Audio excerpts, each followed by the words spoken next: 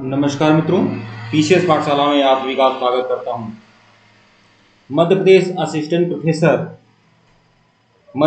Assistant professor paper 1 GK का lectures video फिर से रिकंटिन्यू कर रहा हूं। इसके पहले मैं आप लोग को मध्य प्रदेश असिस्टेंट प्रोफेसर पेपर 1 की बहुत सारी सीरीज में दे चुका हूं, लेक्चर्स वीडियो भी दे चुका हूं, नोट्स भी दे चुका हूं, टेस्ट सीरीज भी आप लोग को करवा चुका हूं। ठीक है, लेकिन अब आप लोग का मास्टर सीरीज करा रहा हूं। सिलेबस के अनुसार मास्टर सीरीज का लेक्चर्स वीडियो पहला है। ये Madhya Pradesh assistant professor paper 1 master series है। ये पहला लेक्चर्स वीडियो है और सिलेबस के बेस पर सारे के सारे आप लोग को कंटेंट मिलेंगे।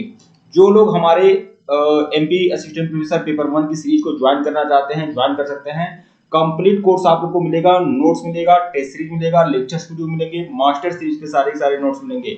इसकी फीस केवल 999 रुपया रखी गई है। आप लोग हमारे ऑफिशियल व्हाट्सएप नंबर पर मैसेज कर सकते हैं। ऑफिशियल व्हाट्सएप नंबर डिस्क्रिप्शन में है, ऊपर भी शो हो रहा है हमारा ऑफिशियल व्हाट्सएप नंबर और यहाँ पर भी है 8318397276। 999 का कोर्स है मध्य प्रदेश असिस्टेंट प्रोफेसर पेपर 1। और एक बात और मैं आपको बता दूं, पेपर 1 में मैं जितना पढ़ा दूंगा, बता दूंगा, समझा दूंगा, वहीं से आने वाला उससे अलग नहीं आएगा, तो यह बात आप जान लें। ठीक है, बाकी आपकी मर्जी। आइए शुरुआत करते हैं। पहला लेक्चर्स वीडियो है और यह जो पहला जो लेक्चर्स वीडियो है, यह मध्य प्रदेश के प्रमुख राजवंश का मतलब प्रमुख राजवंश। बहुत सारा कुछ पढ़ने की जरूरत नहीं है, समय बहुत कम है आप लोगों के पास। और हमारा ऑफिशियल व्हाट्सएप नंबर डिस्क्रिप्शन में है, ऊपर भी शो हो रहा है, आप मैसेज कर लीजिएगा। और यह मास्टर सीरीज है एमपी असिस्टेंट प्रोफेसर पेपर 1 का, मध्य प्रदेश के प्रमुख राजवंश। तो उसमें आपके मध्य प्रदेश के अगर प्रमुख राजवंश की बात करेंगे तो मालवा का परमार वंश। अरे वह परमार वंश जिस वंश में चक्रवर्ती राजा भोज का जन्म हुआ था, जिनके नाम पर कहावतें हैं। मालवा का परमार वंश के बारे में अच्छे से देख लेते हैं, क्या है मालवा का परमार वंश।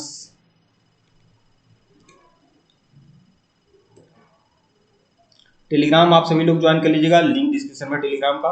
देखिए, इस वंश का संस्थापक जो था, परमार वंश के जो संस्थापक थे, वह सियक थे, सियक। और सियक की जो राजधानी थी वह उज्जैन थी। एक राजधानी उज्जैन थी और दूसरी राजधानी धार थी, उज्जैन या धार थी। प्रारंभ में परमार वंशी शासक राष्ट्रकूट राजाओं के शामिल थे। पहले क्या होता था, ये जो मालवा के जो परमार वंश के जो शासक होते थे वह राष्ट्रकूटों के सामंत थे, लेकिन बाद में वह राष्ट्रकूटों से अलग होकर स्वतंत्र सत्ता स्थापित कर ली।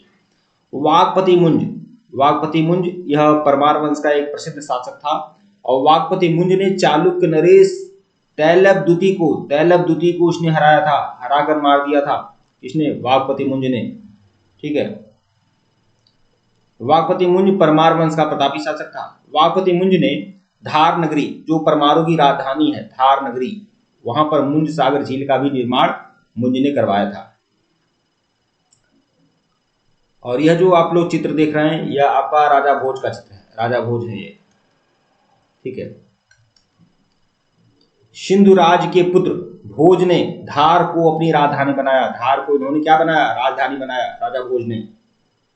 और धार को विद्या एवं विद्वानों की नगरी बना दिया था राजा भोज ने। देखिए, राजा भोज जो है वह धार नगर को कला और विद्या का महत्वपूर्ण केंद्र मानते थे। राजा भोज धार के सरस्वती मंदिर में प्रसिद्ध संस्कृत विद्यालय की स्थापना कराई। इन्होंने धार में यह क्या है कि यह साहित्यकारों के बहुत बड़े आश्रयदाता थे। राजा भोज विद्वान थे, इन्होंने बहुत सारे ग्रंथों की रचना राजा भोज ने स्वयं किया था और बहुत सारे साहित्यकारों को आश्रय दिया था।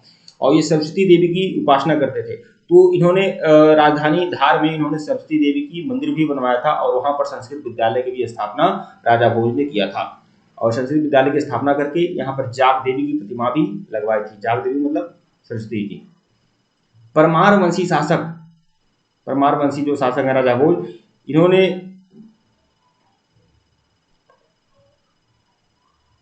राजा भोज ने क्या, यहाँ पर थोड़ा सा मिस प्रिंटिंग हो गया है। राजा भोज ने एक झील का भी निर्माण कराया, जिसे जो झील को भोजस झील कहा जाता है, भोज झील कहा जाता है। तो इन्होंने, जैसे मुंज ने झील का निर्माण कराया था, इसी तरह से राजा भोज ने भी झील का निर्माण कराया था। ठीक है, कहाँ पर, धार में ही।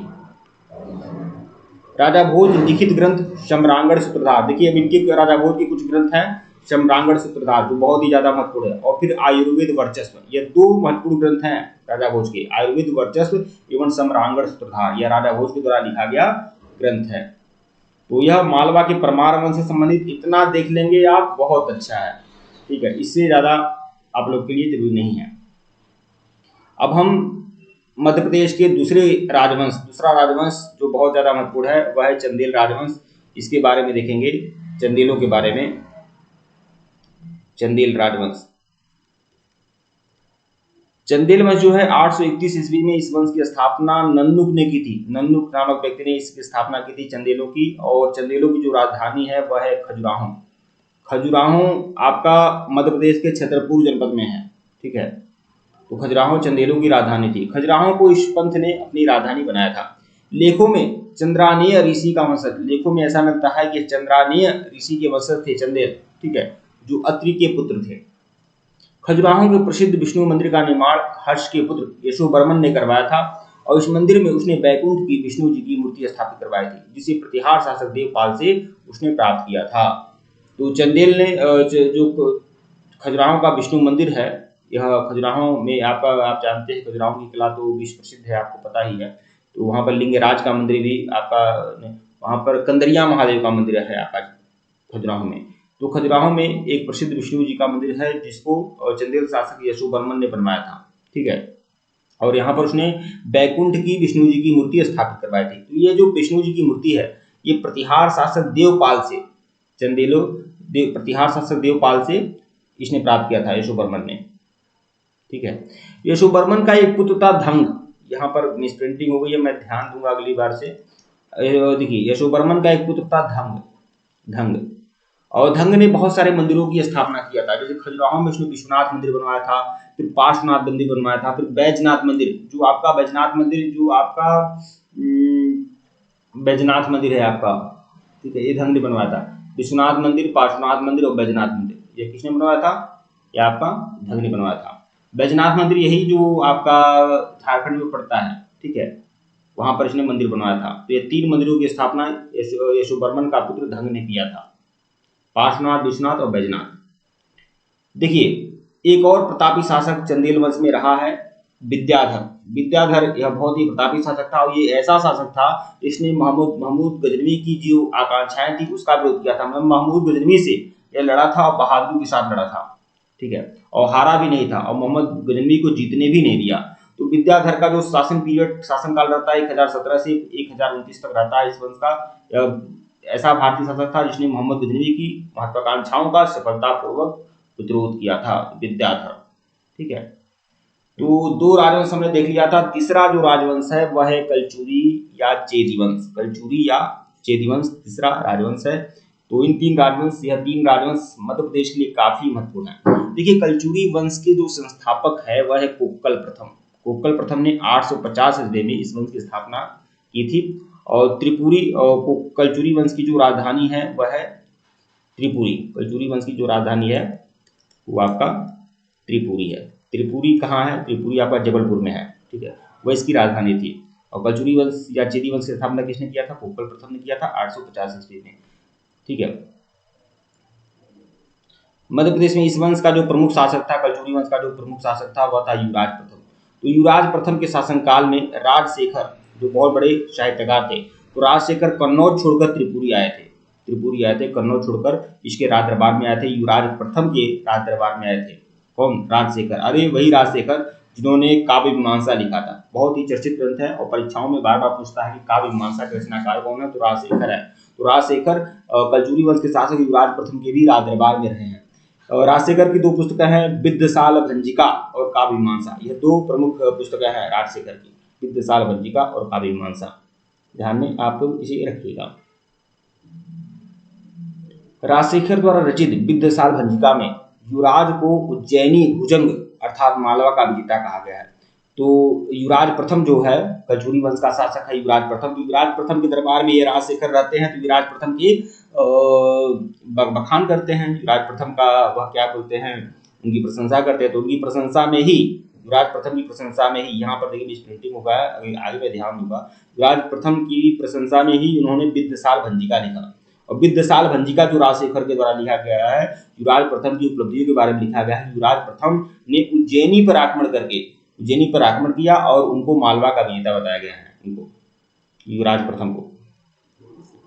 विजय सिंह इस वंश का अंतिम शासक था, मतलब कलचुरी वंश का अंतिम शासक था विजय सिंह, जो चंदेल शासक त्रैलोक्य वर्मन से पराजित हुआ था। चंदेल शासक त्रैलोक्य वर्मन से पराजित हुआ था विजय सिंह, इस वंश का अंतिम शासक था। इस प्रकार त्रिपुरी को चंदेल राज्य में शामिल करके कलचुरी चेदी वंश को समाप्त कर दिया गया। 1305 ईस्वी में चंदेल वंश को दिल्ली सल्तनत में शामिल किया गया, 1305 में, ठीक है। उसमें शासक कौन था? अलाउद्दीन खिलजी था, ठीक है। केंद्रीय पुरातत्व सर्वेक्षण विभाग और मध्य प्रदेश पुरातत्व विभाग के तहत कई पुरातत्व स्थलों की खोज मध्य प्रदेश में किया गया है, जिसमें आपका जानते हैं कि भीमबेटका आपका एक खुद है, बहुत बड़ा पुरातात्विक स्थल है जो मध्य प्रदेश में ही है, ठीक है। आदमगढ़ है मध्य प्रदेश में, कई सारे स्थल आपके मध्य प्रदेश में। तो देख लीजिए हम लोगों ने कितना कम समय में 3 राजवंशों के बारे में देखा जो मध्य प्रदेश के प्रमुख राजवंश हैं, ठीक है। तो इस तरह से आपके सारे के सारे एक वीडियो में मैं एक यूनिट आप लोग का कंप्लीट करा दूंगा और ऐसे ही सब कुछ आप लोग का कंप्लीट होता जाएगा। तो जो भी लोग हमारे सीरीज को ज्वाइन करना चाहते हैं जी सीरीज को ज्वाइन कर सकते हैं। हमारा ऑफिशियल व्हाट्सएप नंबर डिस्क्रिप्शन में है, ऊपर भी शो हो रहा है।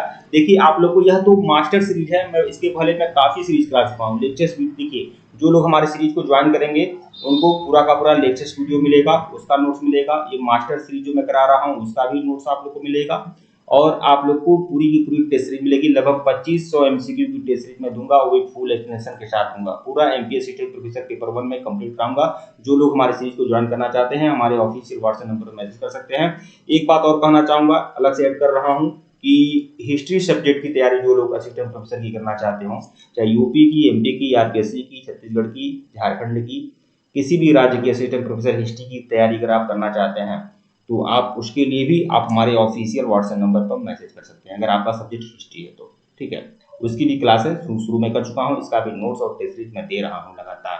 तो हिस्ट्री के लिए आप संपर्क कर सकते हैं और एमपी पेपर 1 के लिए भी संपर्क कर सकते हैं। यह हमारा ऑफिशियल व्हाट्सएप नंबर है, ठीक है मित्रों। धन्यवाद आप लोग को।